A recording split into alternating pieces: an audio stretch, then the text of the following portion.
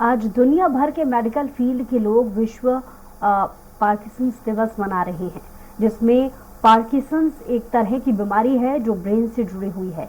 इस बीमारी में मरीज के दिमाग से दिए गए कमांड और बॉडी के कंट्रोल में फर्क आ जाता है। पार्किंसंस दिवस पर मध्य भारत के जाने माने डॉक्टर अभिजीत कोहाट से खास बातचीत की हमारे संवाददाता स्वाति कौशिक ने। तो आइए जानते हैं कि इस बीमारी के लक्षण, कारण, निवारण और सावधानी के बारे में। जमाने में ना जाने कितनी तरह की अलग अलग बीमारियां हैं, उन्हीं में से एक है पार्किंसन और आज है वर्ल्ड पार्किंसन डे। तो इसके बारे में तमाम जानकारियों के साथ अभी हमारे साथ इस वक्त मौजूद है डॉक्टर अभिजीत जी। डॉक्टर साहब, आपको बहुत बहुत स्वागत है। तो आज की हमारी चर्चा इसी पर रहेगी, क्योंकि बीमारियां तो सबके सामने होती हैं लेकिन हम उसको सही पहचान नहीं पाते। तो पार्किंसन क्या है, उसके कारण, निवारण और लक्षण, तमाम तरह की जो चर्चाएं हैं वो अभी हम डॉक्टर साहब से करेंगे। तो सबसे पहले मैं आपसे यही जानना चाहूंगी कि पार्किंसन जो बीमारी है ये है क्या?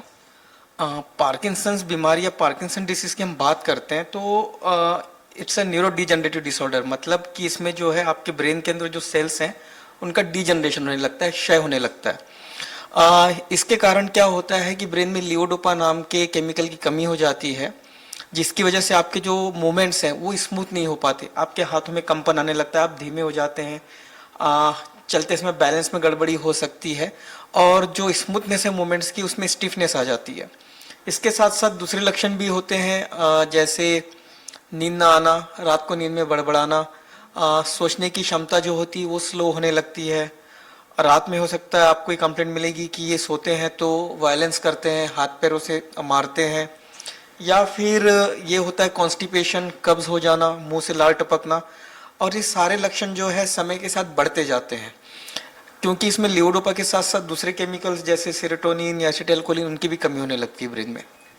तो डॉक्टर साहब, क्या इस बीमारी का कोई एज ग्रुप से कनेक्शन है, कोई जेंडर से कनेक्शन है? हाँ, पार्किंसंस बीमारी जनरली जो है एल्डरलीज में होती है। जनरली 60 साल के बाद इसके लक्षण मिलते हैं। कभी कभी जो इसका प्रेजेंटेशन होता है ये होता है कि कंपन से भी पहले पेशेंट कंप्लेंट करता है कि कंधों में दर्द होने लगा है, कमर में दर्द होने लगा है और चलने में दिक्कत होती है। तो बहुत बार पार्किंसंस के पेशेंट जो है ऑर्थोपेडिशियंस के पास चले जाते हैं और हो सकता है कभी कभी वो रॉन्गली ऑपरेट भी हो जाते हैं। मोस्टली 60 साल के बाद होता है, लेकिन कभी आपने देखा होगा कम्युनिटी में बहुत लोगों को ये 30 से 40 साल में भी आने लगती है। जब 40 साल के आसपास बीमारी होती है तब इसके कारण मोस्टली आनुवंशिक ही होते हैं। तो ये बीमारी जो है वो आनुवंशिक भी है। लेकिन अब वही हम इस पे बात करें कि अगर किसी को पर्सनली आइडेंटिफाई करना है, क्योंकि बीमारियां तो कई तरह की हैं और लक्षण भी लगभग कई बीमारियों के सेम होते हैं, तो उसमें स्पेसिफिक, जैसा कि अभी आपने कहा कि न्यूरो के पास चले जाते हैं, तो वहां आइडेंटिफाई पर्सन खुद को कैसे करे? इसका सबसे अच्छा उदाहरण है, पेशेंट खुद बताते हैं कि वो पहले जैसा चल नहीं पाते, या फिर पहले जितने अच्छे से बात कर पा रहे हैं उतने अच्छे से बात नहीं कर पाते, बात करने में भी बहुत धीमे हो गए, या फिर बहुत हल्के से ऐसे ऐसे ऐसे धीरे धीरे करके हाथ कांपते हैं, जिसको हम बुढ़ापा करके छोड़ देते हैं। कभी भी ऐसे लक्षण लिखे जरूर न्यूरोलॉजिस्ट को दिखाएं।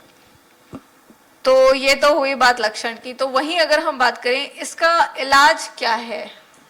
हाँ, ये एक बहुत अच्छा सवाल है, क्योंकि हमारी कम्युनिटी में हमने अक्सर ये देखा है कि ऐसे लक्षणों को हम बुढ़ापा करके छोड़ देते हैं। तो इलाज बहुत आसान है। इलाज में हम जो है लियोडोपा नाम के तत्व की कमी हो गई है तो हम लियोडोपा की टैबलेट देते हैं। तो इनिशियल फेज में 4 से 5 साल में बहुत अच्छा रिस्पांस होता है। आपको सिंगल टैबलेट से दिन में 2 या 3 बार में बहुत अच्छा रिस्पांस आता है और सिम्टम्स लगभग चले जाते हैं। जिनका एम्प्लॉयमेंट सफर करता है वो भी एम्प्लॉयमेंट पे वापस चले जाते हैं। इतना अच्छा रिस्पांस होता है, उसको हम बोलते हैं honeymoon period in Parkinson's disease. या बट समय के साथ जो है बीमारी बढ़ती है, तो उसमें क्या होता है, लियोडोपा का रिस्पांस समय के साथ कम होने लगता है। तो जो पहले 6-7 घंटे का रिस्पांस होता था वो 3 घंटे तक आता है। तो 3 घंटे तक मरीज बहुत अच्छे से काम करता है, लेकिन जैसे ही दवा खत्म हुई उसके पार्किंसंस के लक्षण अपने आप उसके ऊपर आने लगते हैं। तो उसको हम ऑन ऑफ फिनोमेना कहते हैं। ऑन मतलब जब दवा का असर है, ऑफ मतलब जब दवा का असर खत्म हो गया। यहाँ से आपके एडवांस स्टेज की शुरुआत होती है।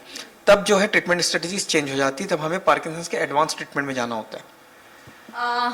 तो अब इस एडवांस ट्रीटमेंट की अगर हम बात कर रहे हैं तो बहुत कम सुना हुआ ये बीमारी है और बहुत कॉमन लक्षण के साथ है, जैसे कि आपने बताया कि बुढ़ापा समझ के आधे लोग छोड़ देते हैं, तो इसका एडवांस ट्रीटमेंट क्या है और क्या ये हमारे प्रदेश में उपलब्ध है?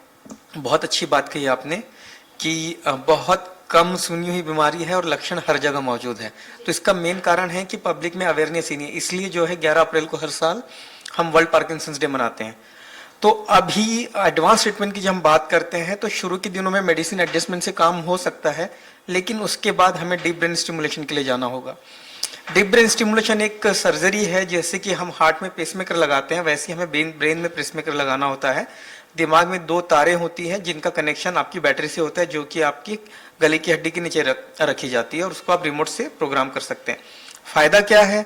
फायदा ये है कि इससे जो है आपका क्वालिटी ऑफ लाइफ बहुत अच्छा इंप्रूव होता है, आपकी दवाइयों की डिमांड काफ़ी कम हो जाती है और अपनी दैनिक दिनचर्या पे आप आसानी से वापस जा सकते हैं।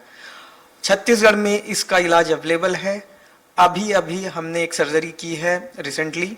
सर्जरी का सारा खर्चा जो है मुख्यमंत्री सहायता कोष से उठाया गया। करीब 13 लाख की सर्जरी होती है गवर्नमेंट सेटअप में, प्राइवेट में तो 20 लाख से ज़्यादा का कॉस्ट है उसका, और मरीज बहुत अच्छा कर रहा है, बहुत खुश है। तो मुझे लगता है कि जो एडवांस स्टेज पे है उनको इस एडवांस ट्रीटमेंट के लिए ज़रूर देखना चाहिए। तो बिल्कुल, जब लक्षण, दवाइयों और सारी चीज़ों की बात हो गई है, तो वहीं जिनको नहीं है लेकिन उस एज की तरफ ग्रो कर रहे हैं, उनके लिए आप क्या सावधानियां सजेस्ट करेंगे? हमेशा देखना चाहिए कि इस तरीके के अगर लक्षण आपको खुद कोई आपके परिवार में आ रहे हैं तो उसको नोटिफाई करना चाहिए।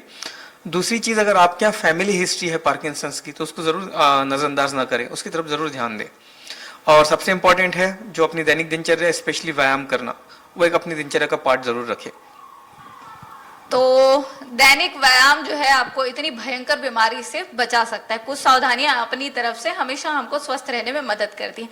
तो अभी तक थे हमारे साथ मध्य भारत के जाने माने डॉक्टर अभिजीत, पार्किंसन जो बीमारी है उसके बारे में दे रहे थे जानकारी। तो आज वर्ल्ड पार्किंसन डे के दिन इतना ही। कैमरा पर्सन गोपेन के साथ स्वाति कौशिक, स्वराज एक्सप्रेस के लिए रायपुर से।